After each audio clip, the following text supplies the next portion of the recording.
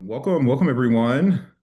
Thank y'all so much for joining us as we allow folks to trickle in. Want to first thank y'all for joining us for our Pride Month edition of NDTC's Ask Me Anything. Go ahead and drop in the chat box where you are from, where you're joining from. Drop your name, your pronouns if you want to share, and then where you're joining from. My name is Darren. I use he, him pronouns, and I am joining from God's country, Atlanta, Georgia. Uh, Hopefully there, I see some folks from Greensboro, North Carolina. I've been to Greensboro. Hi, Mason from Philly. We love Philly. Hopefully you're staying cool. I hear it's hot. Clearmont, Florida. My dirty little secret is I'm a Florida man. Believe it or not, I'm from Palm Beach, born and raised. I try to hide that side. I see SD, South Dakota, Live Oak, Florida. I've been through Live Oak. Uh, Bridget's from Chicago, God's actual country. If I didn't live anywhere else in the US outside of Atlanta, I would live in Chicago. So I would say it's close second. Helena, Montana.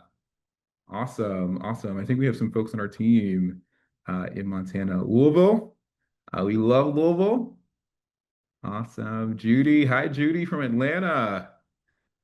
Vegas. Awesome. All right. So as folks trickle in, want to, one, again, welcome you all. My name is Darren Owens. I am the Senior Political Director here at NDTC, with just a fancy way of saying that I have the honor and privilege of making friends and building relationships on behalf of our organization with amazing partners and folks like our two panelists that are joining us here today. One of the things that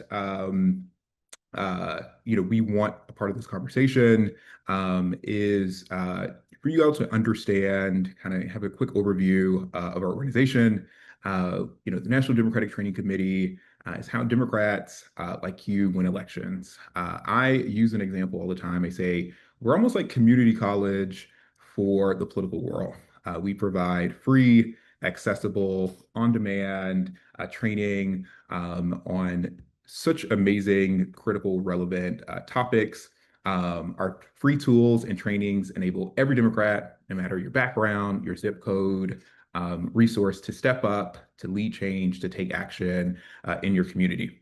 The panelists here today have some amazing experiences that are going to contribute to the conversation that we're having. And hopefully this will help you as you think about that next action that you're looking to take. So before I turn things over to our panelists to introduce themselves in a moment, just a few housekeeping announcements.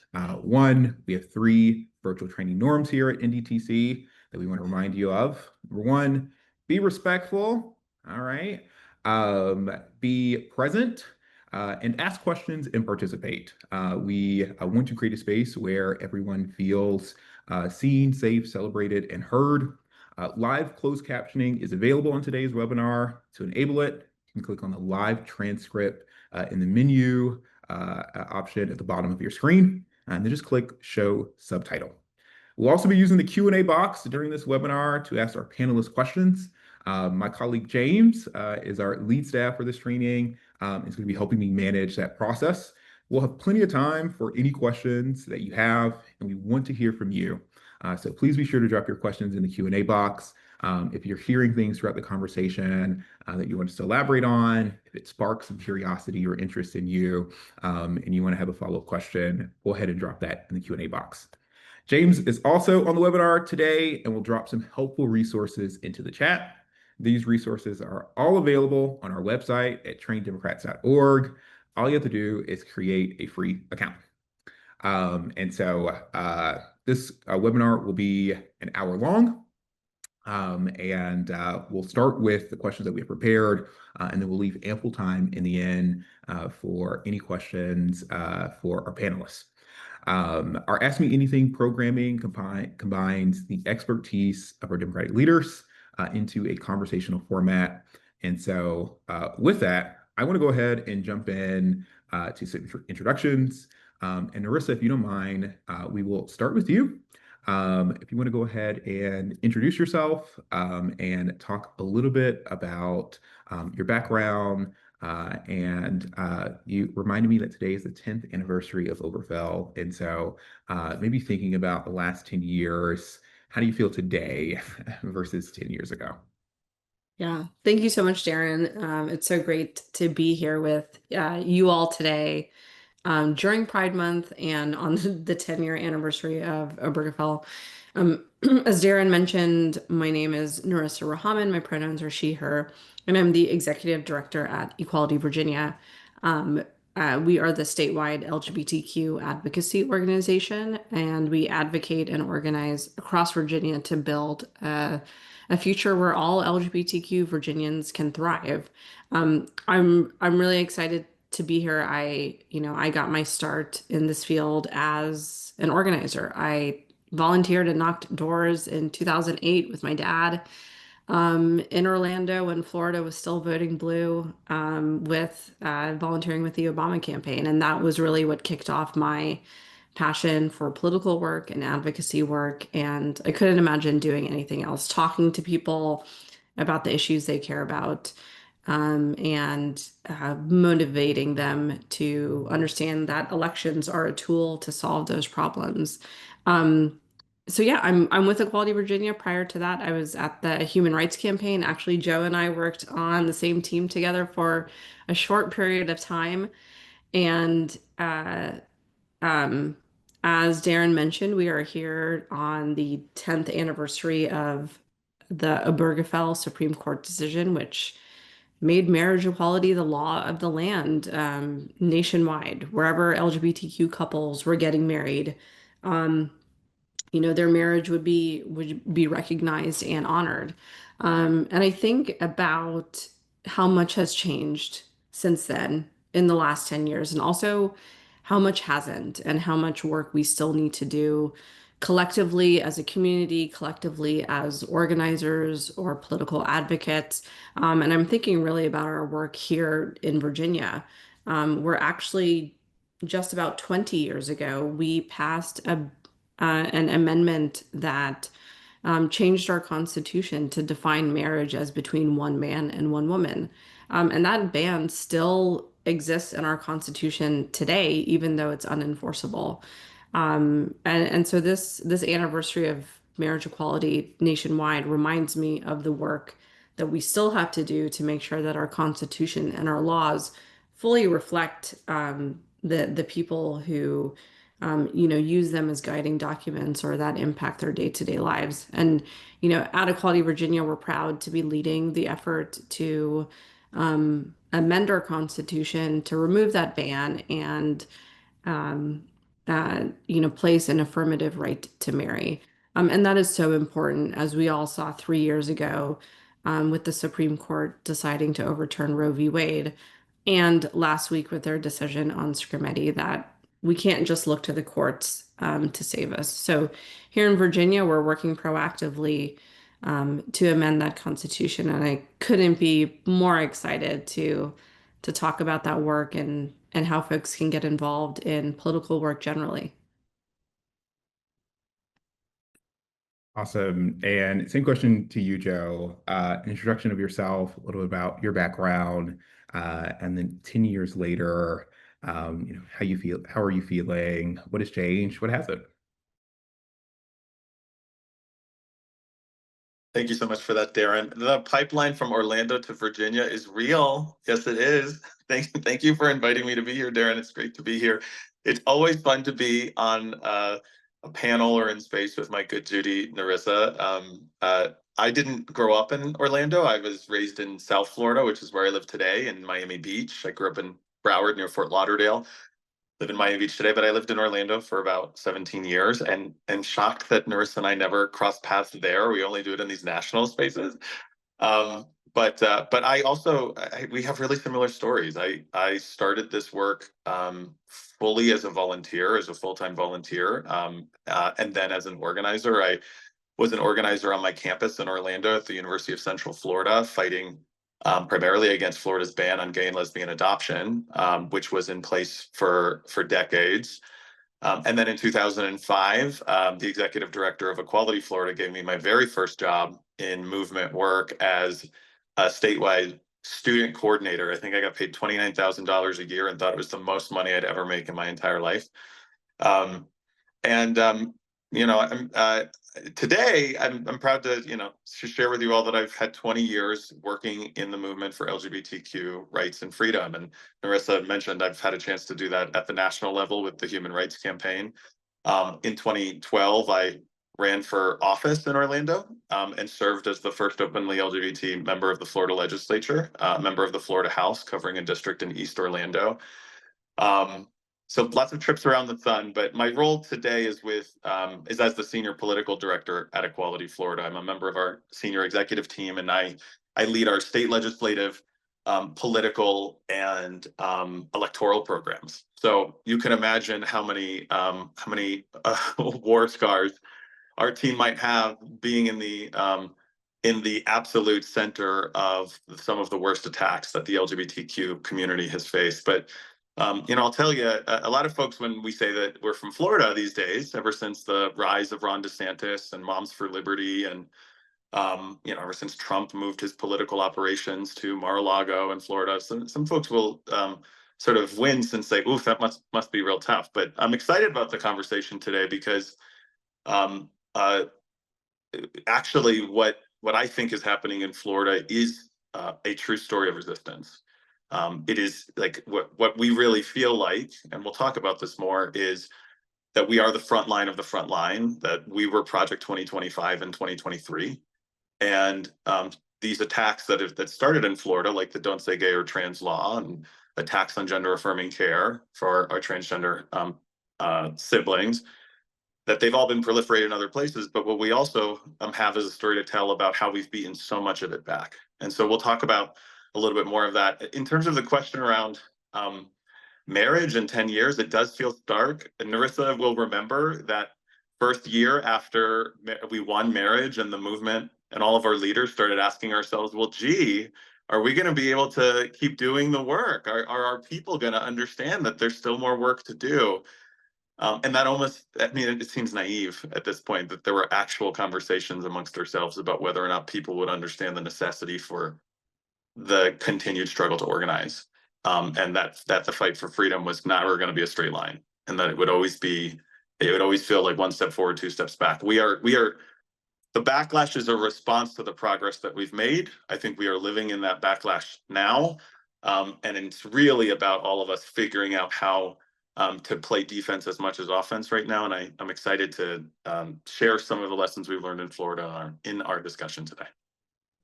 Awesome. Well, appreciate both those intros. Hopefully, y'all are as excited as I am about this conversation just from hearing their introductions.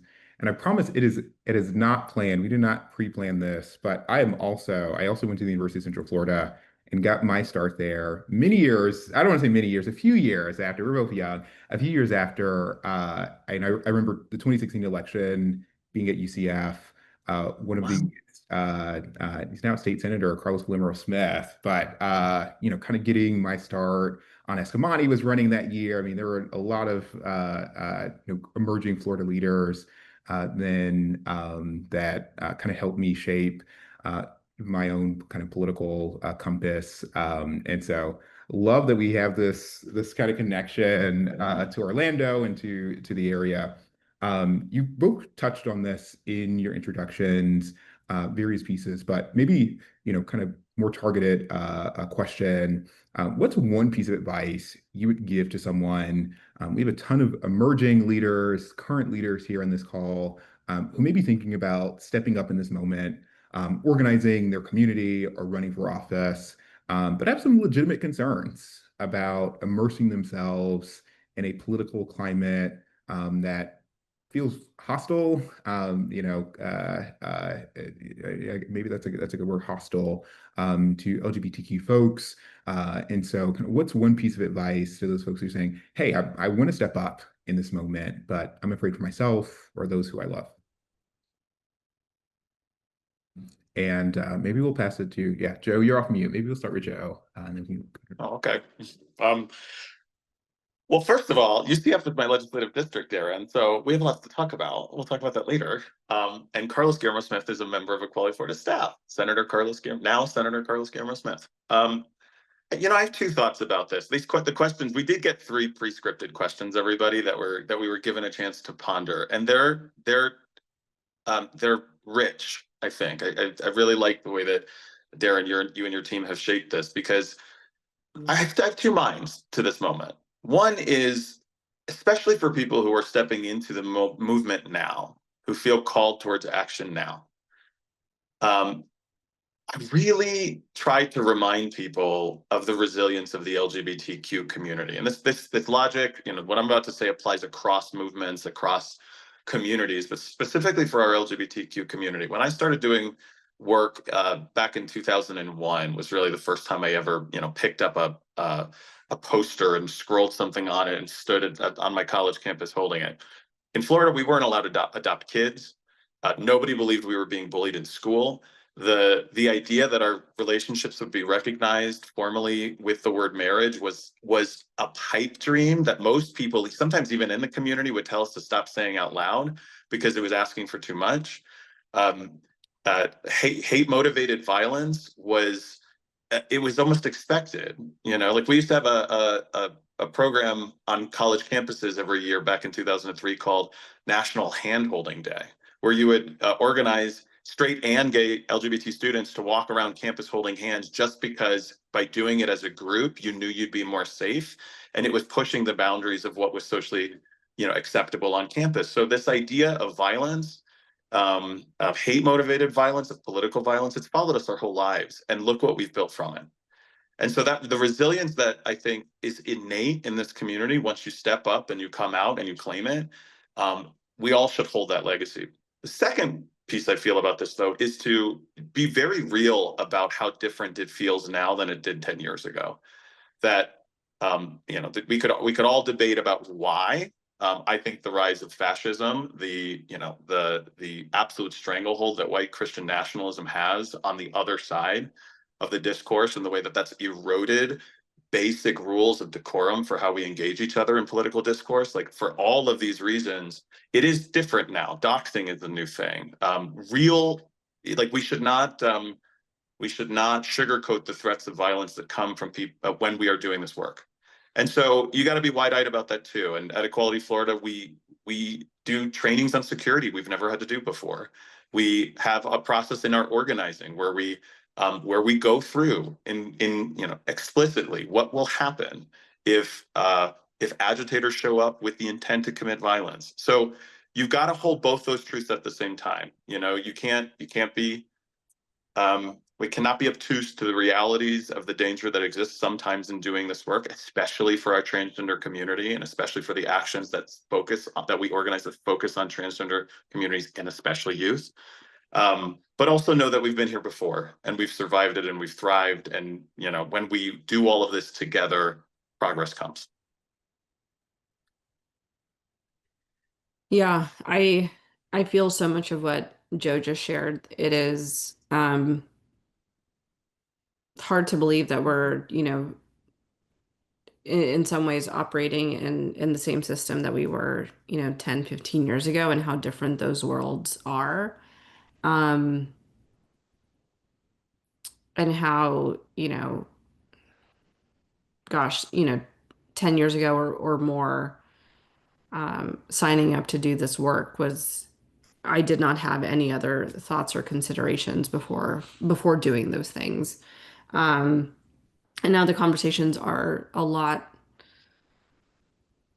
different, and the safety considerations I think we all make, even on an individual level, are things we didn't, weren't even in my mind um a decade ago. And so I think that threat is it's real. It is here. We're seeing it. And whether that is physical violence or verbal violence or legislative violence or political violence, that is there, in front of us.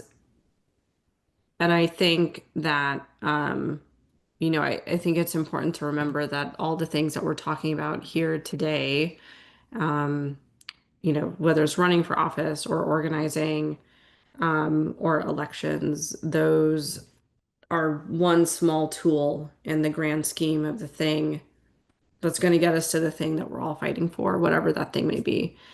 Um, and so I do say to folks like, jump in. We absolutely need you. There need to be more of us than them, and they are often just loud. They're not right. Um, and I think we all have the ability to be a possibility model for someone else. That if folks see me out there, whether that's knocking doors or going to a rally or running for office, that I have now created maybe a dream or a reality that someone can see for themselves. And I think that's partly how we build a movement is creating possibility models and you know, changing the dreams folks maybe have had for themselves or their communities.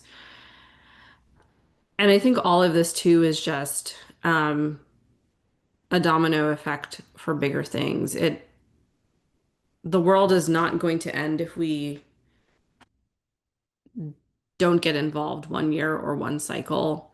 But what can we do at a very small individual level to build power collectively, however that looks like, even if it is maybe you're not ready to organize or join a campaign or run for office, but maybe you're starting out small, having conversations with folks in your friend circle, your family.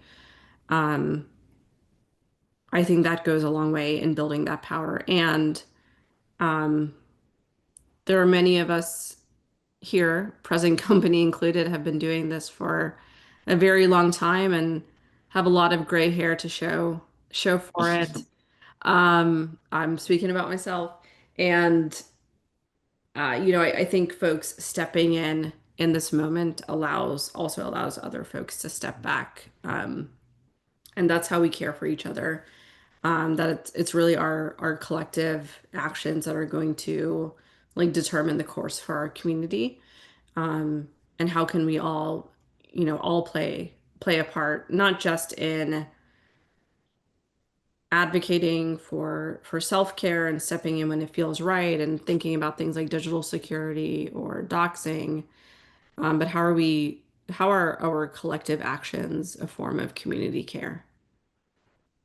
I love that. Joe, not sure if you had something to add on to that, but yeah, I mean, so much of what you guys said sparked so much. I think about just the role that visibility plays in kind of our collective movement and the collective organizing.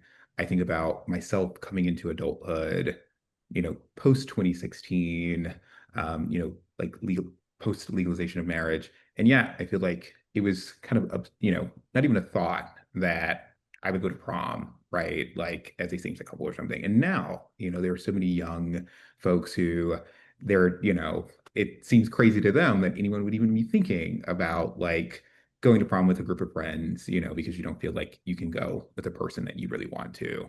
And just how, groundbreakers like Joe stepping up to be, the first LGBTQ a person to serve in the Florida state legislature, or I think with folks like Chef Jones. I mean, Florida has some. You guys have some heavy hitters. Senator Jones or Senator Guillermo Smith. Folks who at the national level, folks like Congresswoman McBride, who are really, I think, creating that visibility and showing folks that, despite all of the challenges, right? Like when we fight, we can see ourselves and we can have champions that we can celebrate and love on. Something that Narissa said as well, right? Like that is what NDTC is trying to do, right? Build that talent pipeline, build a next generation of leaders and fighters and organizers to keep up the fight.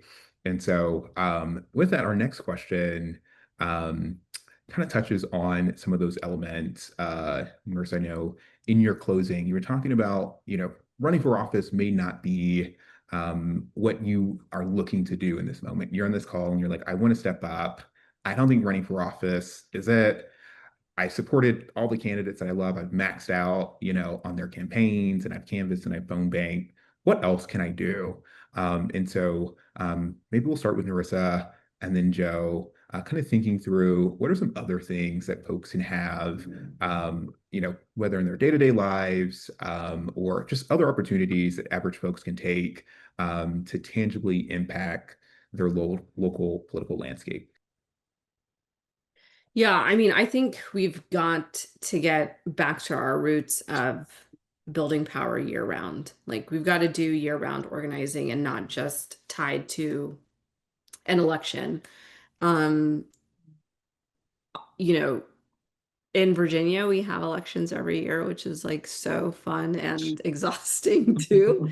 And yeah, we hear directly from voters, like, you all always only talk to me when there's an election. And so we've got to like understand that people are um like facing issues every single day. Um and I speak of the very same issues that were like talked about in the recent New York City mayoral race. Like, people want to be able to afford to live where they're living. They want access to water, they want access to healthcare. Like, these are things that are common to every single person, regardless of your political party, your background, your race, national origin, all of that. And so we have to really just start talking to folks year round about like the issues that they're facing.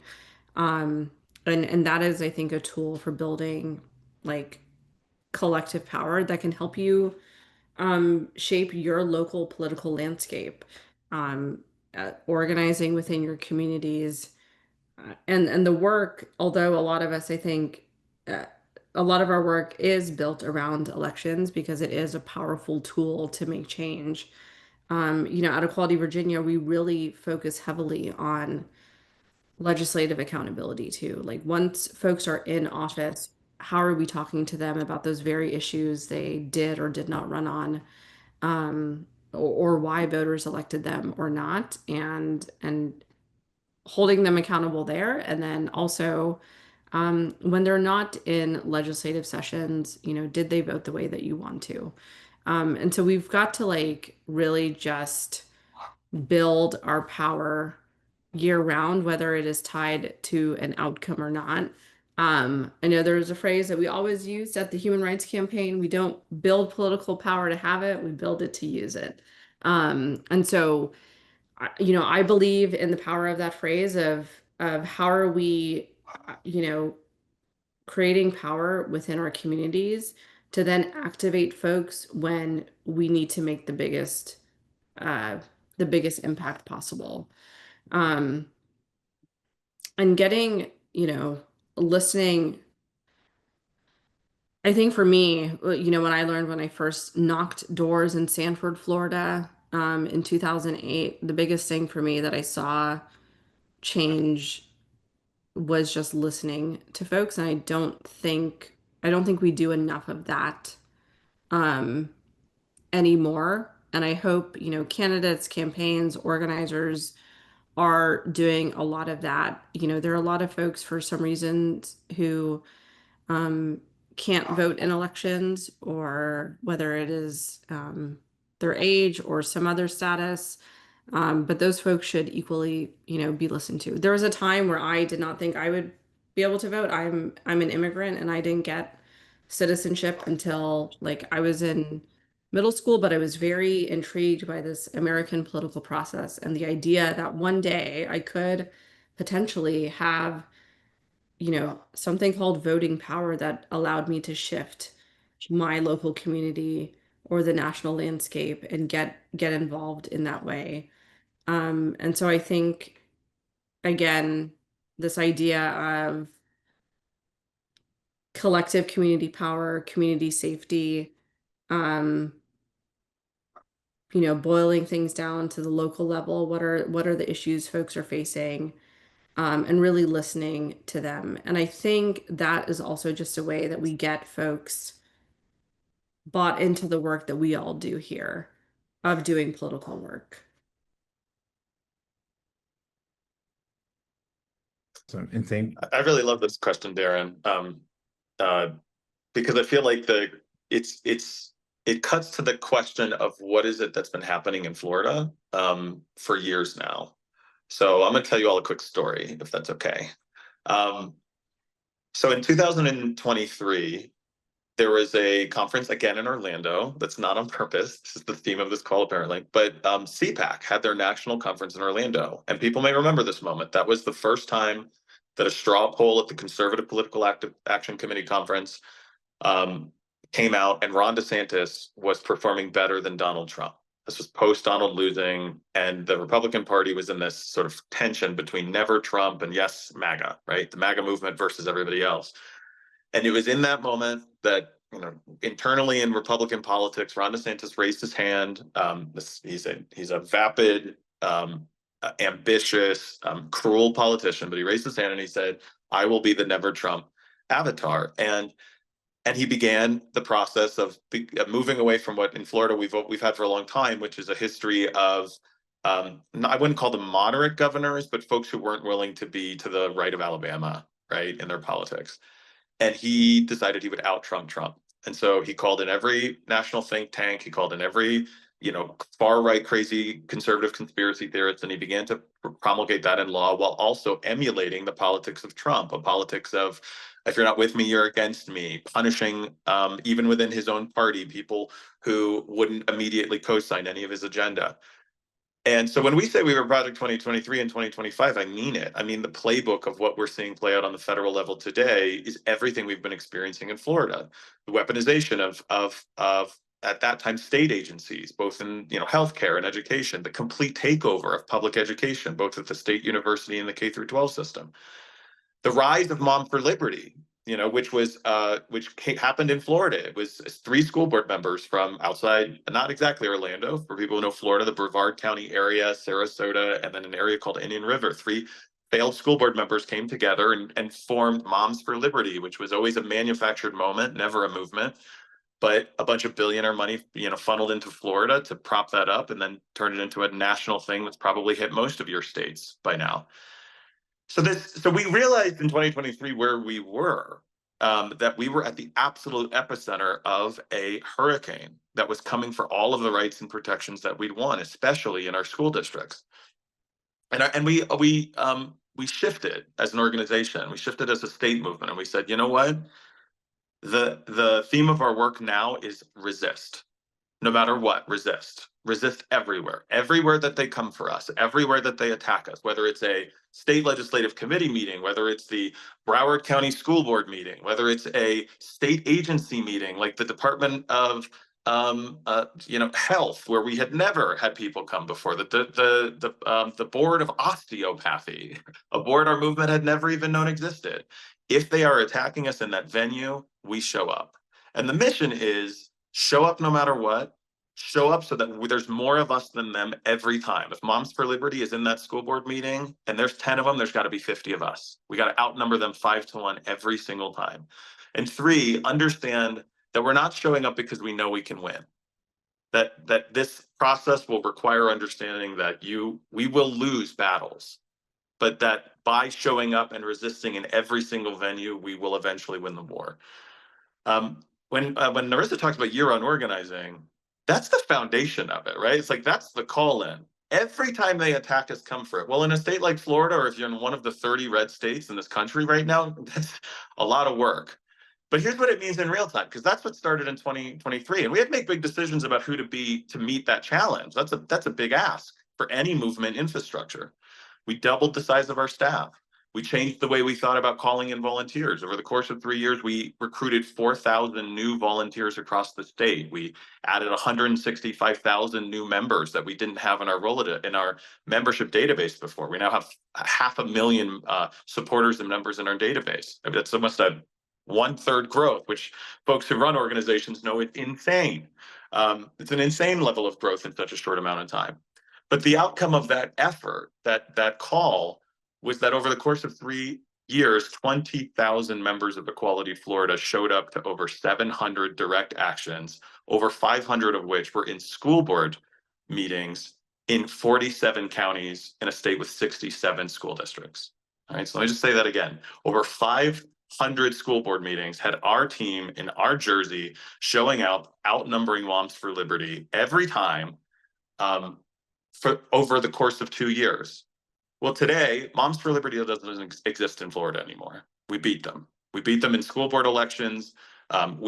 Equality Florida Action PAC defeated 73% of Moms for Liberty endorsed candidates lost to an Equality Florida Action PAC school board candidate in the last election cycle. Moms for Liberty doesn't show up to these meetings anymore, but we still do.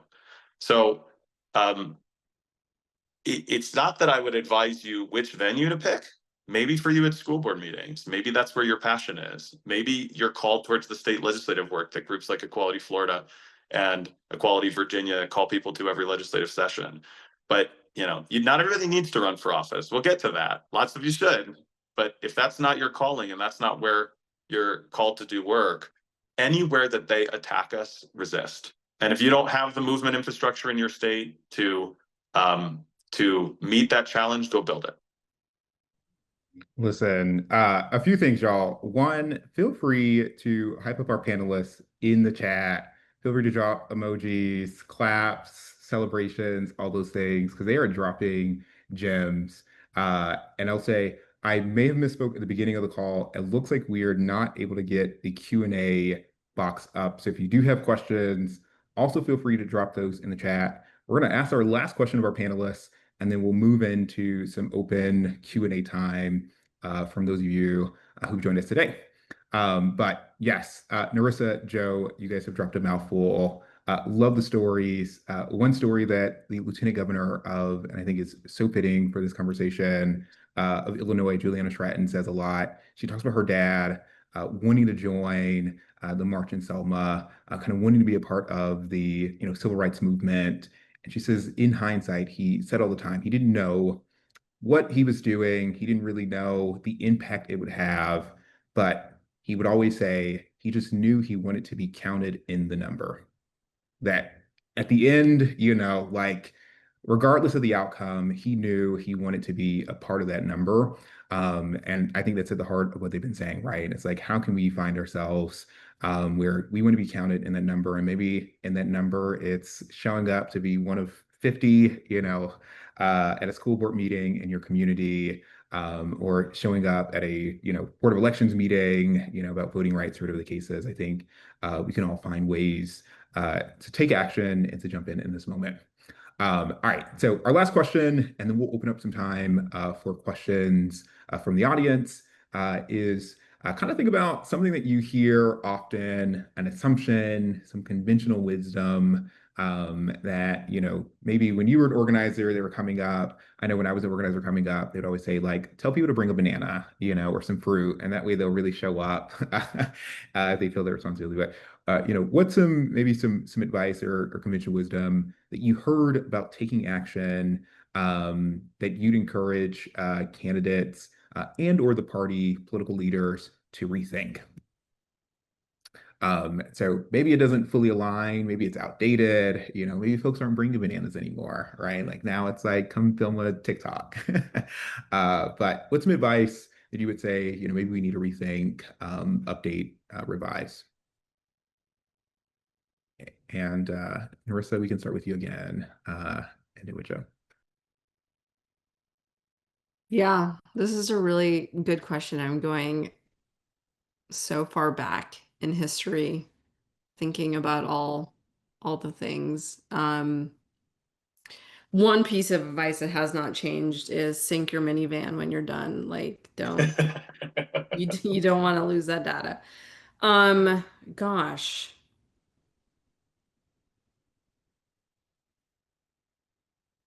I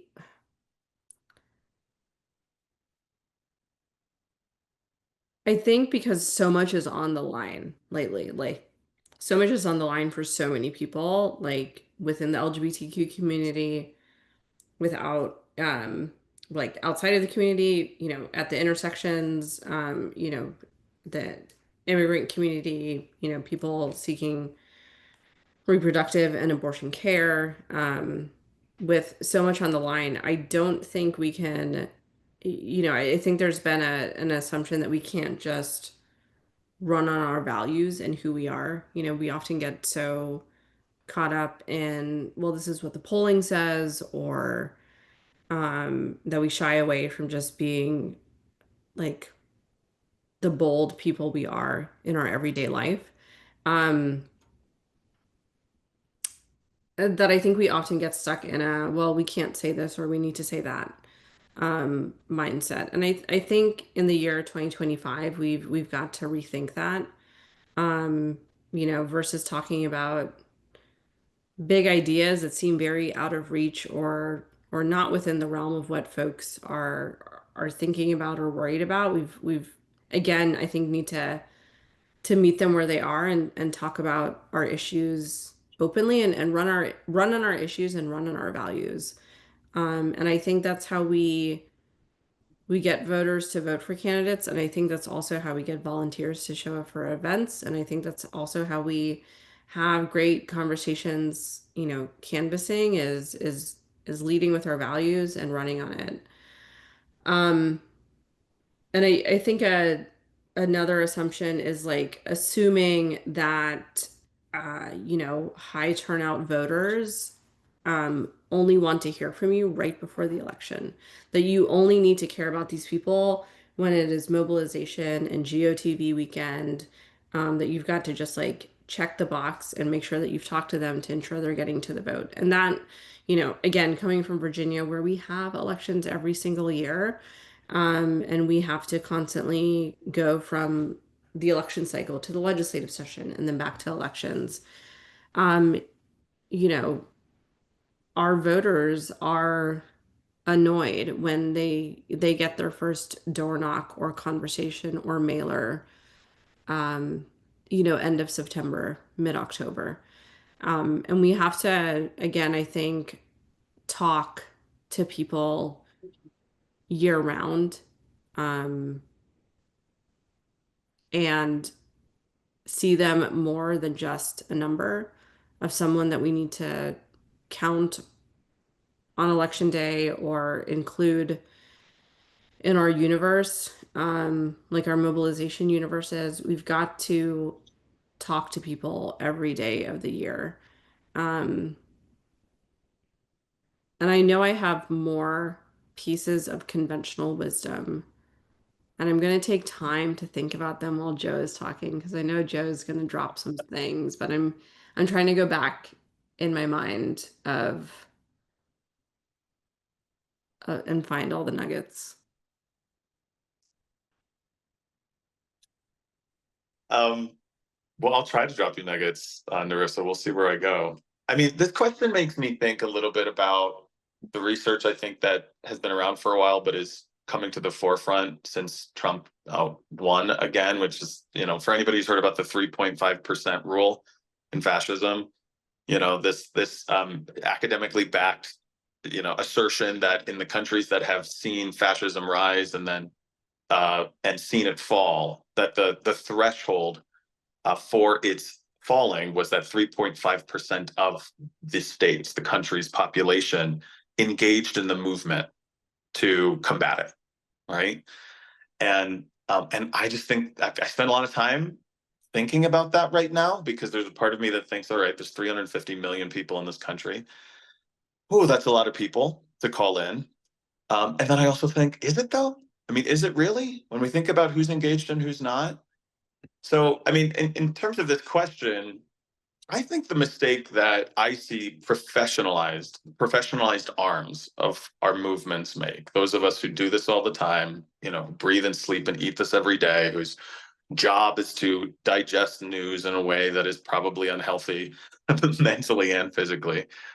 I see that sometimes we institutionalize a belief in both apathy and fatigue, you know, that will sort of that it may perhaps maybe it's stemming from internal. You know, if you've been in this for as long as some of us have, we feel that, you know, but we apply it to our people in a way that our experience at Equality Florida in the last 3 years in the state doesn't hold true. I mean, I think organizing models have to incorporate the necessity to tap people out of the front line.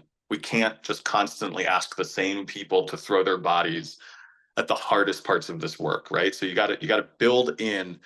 And Narissa, I feel like you've been talking about this so much, the way that like community and community care models have to be a part of long-term organizing that don't really work in an electoral context, right? Like campaigns are terrible at that, but movements, it's our job to incorporate that.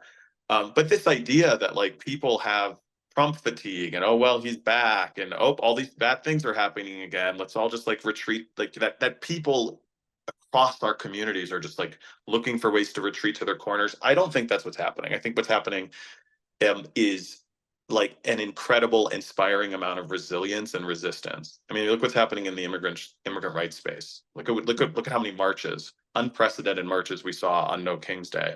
There are people who are being called in, and the question that's been posed is around political action. I might argue that political action is broader than tapping in for a candidate, showing up to your school board meeting. It is the act of resistance, right? So that's where I want to challenge movement leaders, the professionalized side of, because so many of our movements we're organizations, we're nonprofits.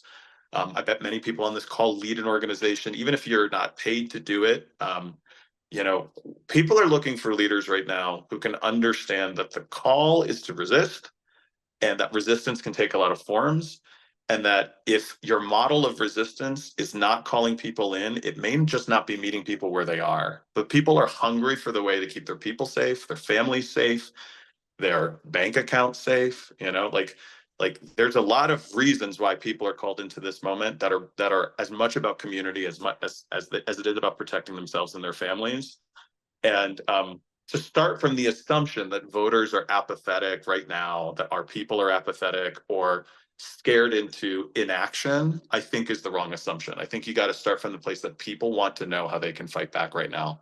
And our organizing models have to match that. And I think, Joe, like that is the foundation of pride. That is why we have pride. Like our movement was built on resisting. It was friends and community getting together and saying, we've had enough. And I see that in, the mass mobilizations we have almost every weekend in cities across like the country. It is people saying, like, we've had enough. We will not stand for this. And getting back to our roots, I think, is we are already on that path and that trajectory. Um, but that is what we need. And yeah, absolutely. Folks need a moment to be called in. I think a lot of people are used to the the form of resistance, which is very valid of I'm going to like vote my values and that's going to be how I'm participating in that process. And I think some people don't feel like they fit into the protest or the marches or these more community actions that are more grassroots. But I do believe, to Joe's point, like folks are waiting to be like invited into that space and say that you belong here too, because when there are more of us, one, we can absolutely win. Whatever winning is, I think that's something we need to do as a movement as well. How are we redefining what success looks like for us if the end goal is not an election or a win? But when there are more of us, we can take care of each other. And that's what all of this is right now. We are all doing, whether we know it or not, we are all doing work that is essentially mutual aid. We are all caring for each other. We are connecting folks with resources or different networks. I know I'm part of so many like signal chats with like parents of trans kids or gender affirming care doctors. Um, like all of that is resistance, all of that is mutual aid because, when they're taking our resources offline, like how are we still getting that information to people? So absolutely. And I think having this conversation during Pride Month is like find your brick, get ready to throw it, whether it's a real brick or not. I'm not encouraging that in any way, but like how are we all just getting back to our roots of saying, getting together with our friends and saying we've had enough? I love that. And I know we're coming up on time, and I want to maybe try to grab one or two questions out of the chat. I should say, one, appreciated both of the answers to that question. Yeah, I think pride is resistance, and it looks like so many different things. One of the conversations I've been seeing online lately is just about seeing queer elders, right? And like that also being a part of the resistance and the reminder, right, that like we should have a right to grow old and, like have love and life. And all of that, right, like is resistance, it's survival. It's like pushing, I think the norms, uh, you know, broadening them and expanding them. So, I think a few of these questions maybe we can kind of merge into one. There were a few questions just about running in this time, given what feels like a very mass movement against trans inclusion. And so, any advice that you would have to someone who is thinking about running, how do they respond to maybe this moment?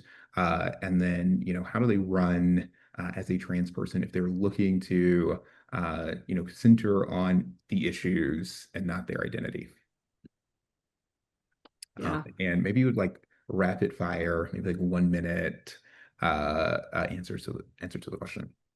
Yeah, I'll keep this in a minute. Like 2016, 2017 is when we saw like the rise of all of the bathroom bills across the country. I think Joe and I were both in North Carolina a bit for work there. Um, and a bathroom bill in 2016, I believe, was the first time like an aggressive anti-LGBTQ bill, anti-trans bill had been introduced in Virginia by Delegate Bob Marshall. Um, and in that moment, we were heading into our governor and our House election in Virginia, and someone named Danica Rome um, decided to run for office. Um, here was her delegate who was supposed to be representing her in Richmond every day, introducing a bill that would have negatively, impacted her life. Um, and Danica ran on, Danica, who is a openly transgender woman, first to run and win in Virginia, ran obviously that her delegate was, not taking care of his constituents, but also ran on the issues impacting their district. And if anyone follows Danica, she is all about the roads in her district, Yep. the traffic, like she's on the transportation committee, like that's her thing. She is the best person um who runs and advocates on best at constituent services. I will lay my life down at it. And she does not once talk about her identity. It's never been something that like hinders her when she has run for delegate or reelection or then running for the Senate. But she also doesn't shy away from it as well. And I think just connecting with folks on um, again, what are the issues impacting your district or your community? What are you running from? And that your gender identity, your sexual orientation does not need to be an obstacle for you to be successful in that campaign. Um, and that, again, it can be there and be a signal to so many people who you are hoping to represent, that you're also looking out for them. Because in the middle of doing all that, advocating for Route 27 in Manassas, like Danica is also one of our fiercest allies in the legislature, and she's going to speak up because what her colleagues are doing are impacting her. So Yeah, Danica's story is so cool. I'm so glad you took us there, Narissa. I mean, I will just shortly say, voters can sniff out inauthenticity faster than anybody. And I served as an openly LGBT candidate. I've in my role in my job at Equality Florida, I work with LGBT candidates every day. And the number one thing I tell people is they will tell if you're lying, right? So hiding it makes no sense. Your opponent will tag you with it, whether you talk about it or not. They will attack you with it. They're going, especially if you're running against a Republican, they're going to call you all the terrible things that they call all of us. It will not matter how many times you do or do not say or speak about LGBT issues in your campaign platform. And the one mistake that sometimes our community can make is that as we get in, because especially in this moment, there's so many attacks, like this is radicalizing times for our community. It is the reason I was called to run in 2012 because they kept coming for our community in the state capitol, and I was like, enough. We need a seat at the table. I'm done with this. I'm done with them constantly filing these bills and none of us being in the room. So it's okay if that's what drives you towards it, but the mistake, to Narissa's point, that you can make is that it becomes the only thing you talk about. You got to find the way to weave it all together into a story that says, that talks about the issues that matter to people in your district, that matters to people generally. And we know so much of that right now are economic drivers. But I think the best jujitsu is to use your story, right? Like if you are an LGBT person who's experienced discrimination and it's called you towards building a world where everyone is more safe, everyone is free to be who they are, free to learn, free to thrive, free to access healthcare, free to work, then that story becomes the basis for the foundation that helps you zero in on the things that people care the most about in the district that you're working in. But running from it or hyper focusing on it, I think those are the two traps. Awesome. All right. This has been great, y'all. I have enjoyed Joe, Narissa. Thank y'all so much. We are coming up on time, and I want to do two things. One, I want to give you guys maybe 30 seconds to close us out. I maybe the prompt here is connecting back to kind of our theme on, finding community, fighting for equality. In in this moment, kind of what's one thing you're doing to find community, to embrace joy, that contributes in that fight for equality. So while you guys are thinking about that, give you 30 seconds to answer. I want to prep the group that after this, if you want to be counted in the number of folks who are here on this call, what we do at the end of our AMAs is we usually take a group screenshot photo. So while they're answering, if you want to join in on that, go ahead and get your smile ready, position your camera, get the lighting correct. I'll pass it to Joe, and then Narissa, you can close us out, and then we'll go ahead and take that screenshot. If we didn't get to your question in the chat box, I think James is going to capture those questions. You can also email us at livetraining@traindemocrats.org, and we'll get back to you. But we'll start with Joe, Narissa. How are you guys embracing joy, finding community, fighting for equality? Well, I'll just say thank you so much for inviting me. And truthfully, conversations like this are what refill my tank. Like when you're not building the campaign machinery, it's taking a moment to stop and reflect is really helpful. And then second, to Narissa's point, pride. I mean, there have been times in my career where because I've had to work pride. Like I'm usually the person who has to hold the clipboard or manage the team that's holding the clipboard. There are times where I'm like, oh, that's work. I've really leaned into it this year, and tried as often as I can to find those spaces because it is in community that you see this collective resistance. You see that people are, it doesn't matter how many times the state capitol tries to ban transgender people in Florida. I've never seen more trans people showing up to community spaces and to Pride right now. And that community and that resilience and the joy that comes from it. Like Pride is about dancing and laughing and eating yummy food and maybe getting drunk. And all of that combined, it's like they will not erase this community as long as we keep showing up and finding joy in that resistance and in that community. So that's how I find it. Yeah. Thank you again for having us. I love talking about elections and very fun to do it with Joe, who I was about to say I haven't seen in a while, but I saw you on Zoom last night for a board meeting. So Last night. um but it's the same for me. It is being around the people who I love the most and who I know like love me as well, and just remembering that whatever else is going on in the world, that we have each other, and that we have the power to create our own joy. We have the power to like control and decide the future we want. And that it is absolutely a joyful future, regardless of what is happening. And it's so, yeah, it is hard to sometimes remember that, but we existed before landmark Supreme Court decisions. We've, existed before major elections have changed, the course of our country, and we will like continue to exist. And then I think it was something you said, Darren, earlier, like being with queer elders is so like key for me right now. The people who um